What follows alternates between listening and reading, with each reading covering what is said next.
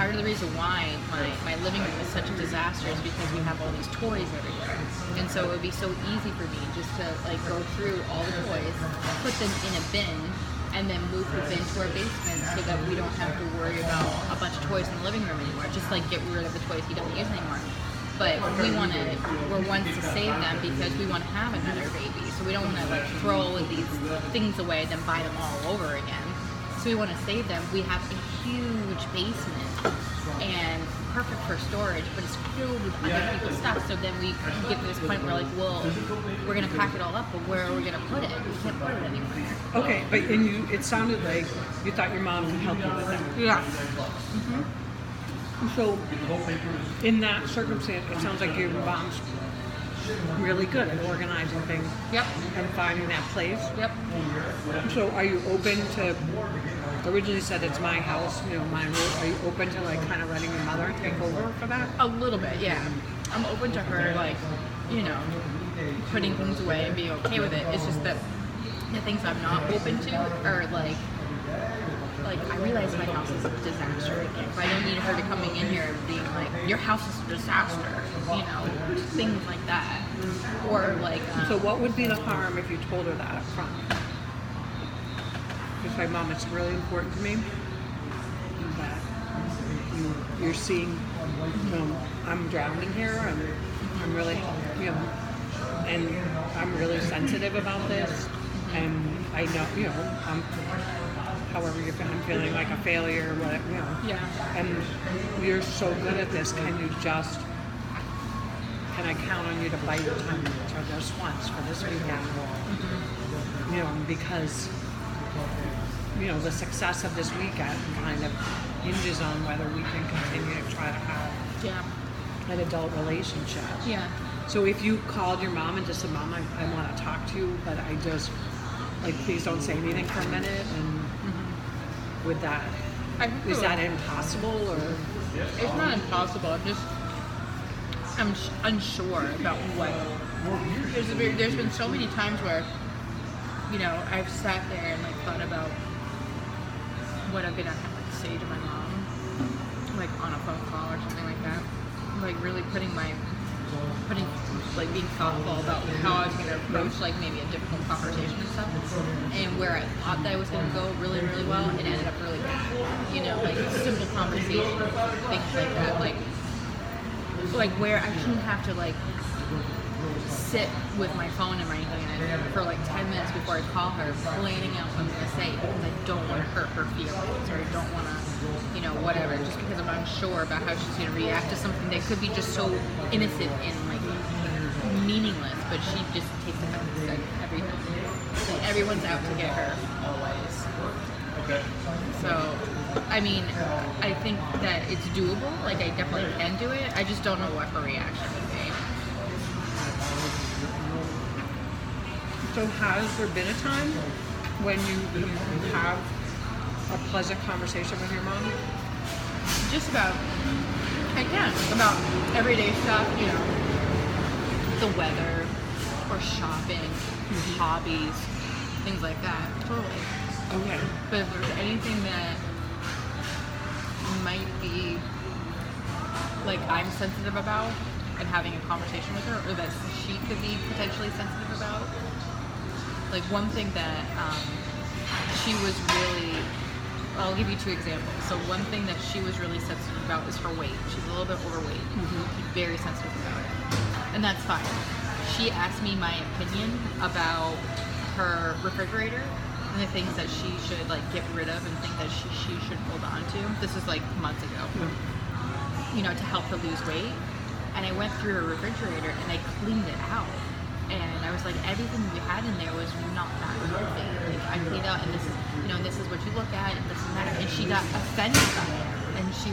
And instead of being oh, okay, I never thought of it that way. Thank you for helping me. I asked for your help. She'll say something well, I know I'm fat and disgusting, and everyone hates me, and I'm gross, and I could never get anyone to like me ever again. And she's really negative. I'm just well, I don't want to help you then. I don't want that you're going to react like this. I don't want you to be, I don't want to have this conversation. And then I very rarely ask her for help at all, but I remember the one time I asked her help was when I was in college. I asked her help paying for a car. I bought this really crappy car and I borrowed $1,000 for it, and then she hung that over my head for years because I borrowed $1,000 for her. And then I was paying it because at the time I was working retail, and I lived in a 1-bedroom apartment in Boston. And I was paying her back like $20 like every other month just because I wanted her to stop talking about it. You know, like, I have to bail you out of everything and this and that, and she holds it over my head and makes me feel crappy about it. And so then I have to just like, I paid her off like over a couple of years of that $1,000 just because I needed a down payment for a really crappy car, just so I could get to work every day. Just stuff like that. So like, I don't know, it's difficult. So when your mom comes down, is it reasonable to think that she's going to kind of want to take over the cleaning piece? Totally. Okay. Yeah. How do you feel about that? I'm okay with it to a certain extent. You know, as long as it just doesn't become what she envisions what my life should be and how it should look, then I'm fine with it. You know, as long as she's not like, well, like if she's cleaning off my counters and she's like, well, it would be better if you had your toaster over here than over here. You wouldn't get more crumbs here if it was over here. You know, just picking apart that way. Like, just leave the toaster where it is and just clean off around it. Like. So do you think you can set up those guardrails with your mom? Because otherwise she's walking into a situation she doesn't. Yeah, I think I probably could. I can like sit her down with her know I'm really sensitive about it right now, and I just don't really. I think she responds better if I don't tell her what if I go into the situation not assigning her the role of being the bad guy. You know, because I think if I approach a conversation with her like, well, I know you're gonna do this, and you're gonna pick me apart here, and you're gonna do this and that, she'll be defensive about it, and she'll get upset with me. But if I approach it maybe like, I'm really sensitive about this. This is really hard for me to even ask for your help. I'm really drowning here. All I need from you is just being with me and helping me clean, and that's it. I like how my house is set up. I don't want to change anything like that, but it just needs your help just straightening what it looks like. I think she'd probably be more... I mean, that sounds like I know that that's a difficult conversation to have, but, Yeah. Then, you've set some rule. I mean, Yeah. Do you think that your mom, do you think that your mom loves you and cares about you? Oh, 100%, yeah. Okay, so Yeah. When your mom and you get in a fight, do you think it's an intentional, No, I think that she's just a very difficult personality, and it's hard to talk to her sometimes. And she gets offended really easily, and it's just hard to communicate to her without her getting upset about something. So, but cleaning can be a pretty neutral thing. I mean, it's either clean or it's dirty. Right. Do you want me to use a mop or a right. sponge, or do you want me to vacuum here? So and I think if you could kind of say like, can we just let's just focus on this. Yeah. On the I don't need to judge like Bobby has 20 toys and should have 10, or Exactly. Yeah. whatever that looks like. Yeah.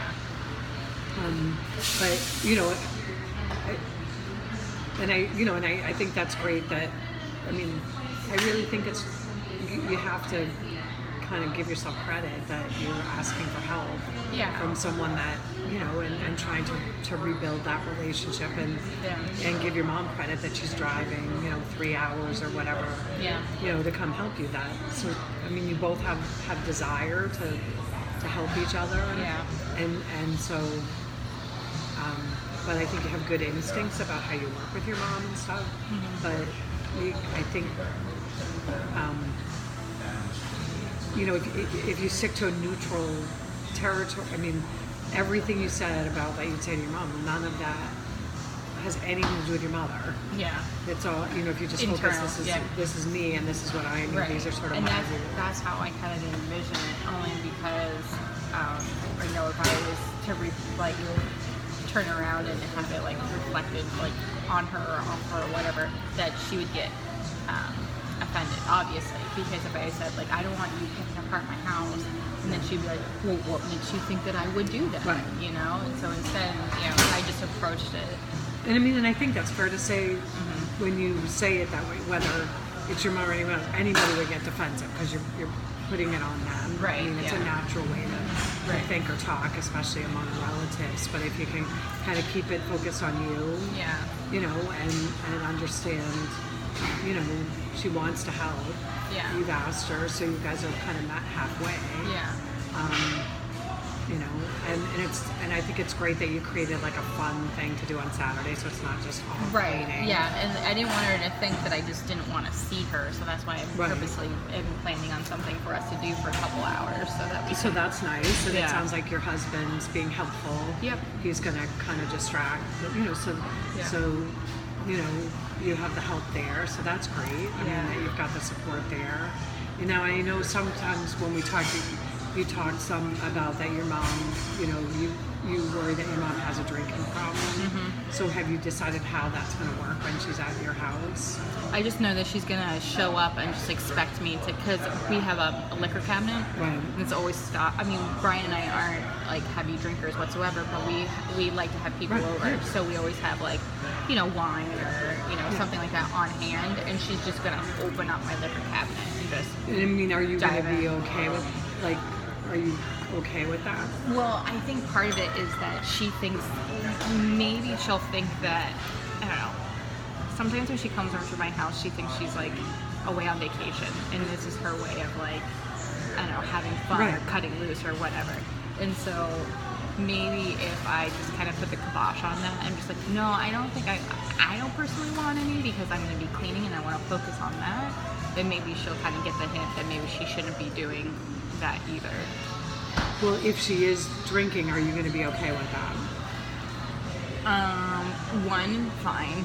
More than that, probably not. I probably would be okay with that. Does she ever just have one drink when she's with you guys? So, No. No.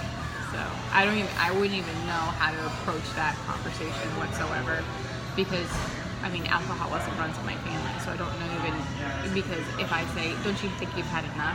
She'll be like, I'm not an alcoholic, I'm an adult, I can do what I want. so that's what I'm saying for this weekend, or how are you going to handle it? Maybe I can just put all the alcohol away, so she doesn't even have the opportunity to kind of go in there and do that, because she would never bring her own, because she feels, I don't know, maybe. I don't So know. if she had so when she gets drunk, like, does she just drink too much and get drunk? Like, what does that look like when we can?